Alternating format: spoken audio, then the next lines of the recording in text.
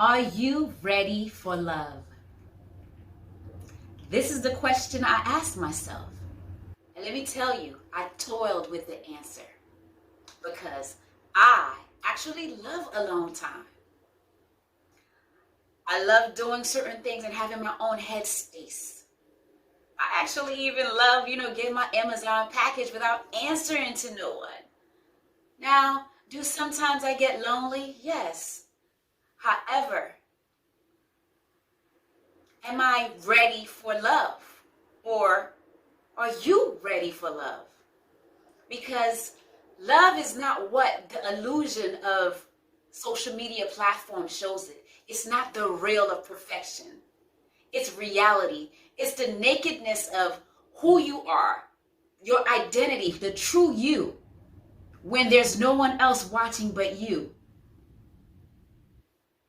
Am I ready to allow someone in that particular space, to invite them in, to tell me how to do things, how to, feel how I should, balance out my day with them, or, am I ready for that? And a lot of us just have the idea of love. Oh my God, they go on vacation together, they go out to eat, they dress and they look good together. Oh my God, oh yes, that looks amazing on camera, filtered. But in reality, do they know what it's like to, deal with someone who's empty, void, without space? Their thoughts don't know what's going on. Their, skeletons, their baggages, their past, their brokenness. Are they aware of that? It's not all the luxuries, the icing on the cake. What is being filled within these people, especially in this society? We're now like self-absorbed. We're selfish. No one really truly understands the meaning of love. And I'm like, sometimes it's not that whole independency that we as women have, but do I really want someone to fill this space with me where I still feel lonely? Or am I willing to do the things the same for them, vice versa? What is love? Am I ready for love? So this is just a question I've been asking, myself, and even people when I'm like, I see them and they're, it seems like they're happy, but they look faint. When you look, the eyes don't lie, like, that song, what is love? It don't hurt me no more. Why should we associate love with hurt, with pain, with that emptiness that most people don't get to put in their frontal brain of mind? Like, am I ready for the sacrifice that love requires? Giving of myself that love requires. And, having hope for someone when they're lacking it. Having the ability to love them at their worst, when they wake up, bad breath, horrible, we're aging, whatever that is. What is that to you? And I have to look at all that when we're not in the same, headspace, when we're, debating, or when we're arguing, or when we just don't see eye to eye. And sometimes nowadays people are in relationship, they're competing with each other, they're envious of each other. You don't even know why. Like, am I looking for that?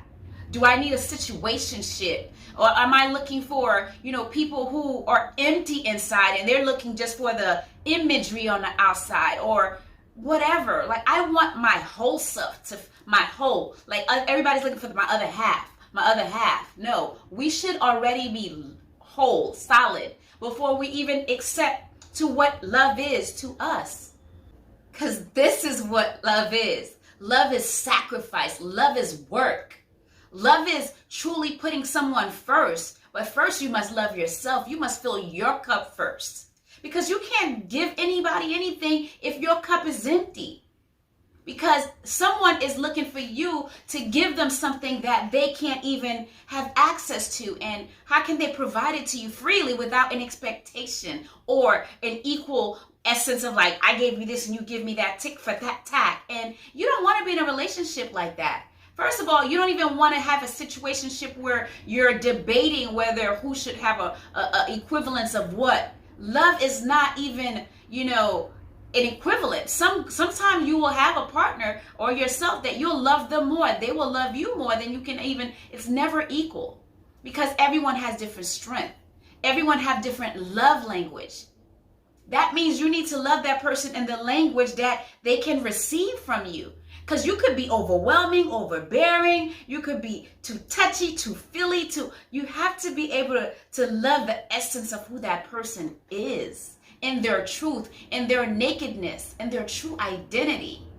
So before we expect someone to come and love us, first we must be able to demonstrate to that person who we are and whose we are as well, because then they can have that kind of respect for you to even give you that time to want to learn. That means they must wait for you at where you are to be able to court you, respect you, love you, from the ability of a friendship to grow into love, because love is not instant. If someone just love you, they just want your physical, that will basically even get stale and boring, because everybody's not always 100% every day.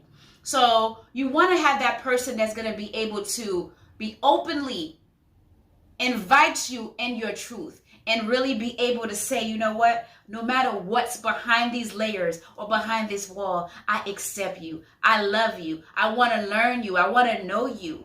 And be willing to go through that work, because it's a session, it's process, it's layers, unveiling layers, and fully understanding the depth of that person's spirit and their soul. Because other than that, you'll be dealing with people with their emptiness, their issues, their dramas, their insecurities, all kind of, let me tell you, you don't want it. So find your love language for yourself. Be able to demonstrate what that is to someone else. Be able to tell them, discuss it with them. Talk to them about who you are and what you expect. Then you're now preparing yourself to love, because you're working on yourself. You're developing your characters. You're truly asking your creator, how can I love if I'm seeking love? And then you'll be able to develop those skills. Let go of envy, jealousy, boast, and, always having to be right, or masculinity or femininity over masculinity, because sometimes, a man has to kind of not necessarily bow down, but allow a woman to be a queen and allow her to protect you in some space, in some places or situation, because that's the role of a woman. A woman is a nurturer, sometimes a protector. She's a lover. She's, a giver. She's soft in some area, but sometimes she got to toughen you up and make sure you remember who you are. And vice versa. The man should know his position as a provider, not know 50-50, and not know roommate situationships, and not know I'm going to come here, you do this and you do that, and half and half. And no, know your position as you come. Be ready to be sufficient in someone's life. Be a plus, not take away, not, having these ideas of this illusion like, I can barely pay my half now, but this, but know that I got you. If you need it, you got me if I need it, but we in this together. We're a team. We're cheerleading for each other. I want you to make it more than I want to see me make it. Like, we got to be able to be each other counterpartner. Our, fan, our biggest fans are, it's not like, oh, she doing too much and you don't need to show yourself this way. Like, these things should be talked about first, issues, insecurities, layers of, how much do this person accept that situation, or, no secrecy, all of this stuff. Are you ready for that kind of issue dealing when it comes with love? Because that agape love means, biblically it's, or spiritually or physically, it's sacrificing for someone, giving them and helping them, supporting them, believing them more than themselves sometimes. And be able to show them, let's hold each other's hand to get to these visions and dreams, partnership, lovers, friends. Never, going around each other's back. Other people should know your business more than your own personal person. You discuss that with your person that you want to know and you want to love. You protect them. Men should also, one thing too, men kind of like scope around a woman. Before you go, to that woman, know like your sufficiency, like what do you bring? What's your level? Because after the food, the dates, the whatever those stuff that you guys bait women with, sex and all of this other stuff, what else do you have to offer? Can you have a conversation, and can we express our spirituality? Can we express our goals, our visions? Can we do that together without having a conflict of understanding, like we're not equal in all ways? We're going to have differences and things that we likes and dislikes, but we have to understand all of this is part of love.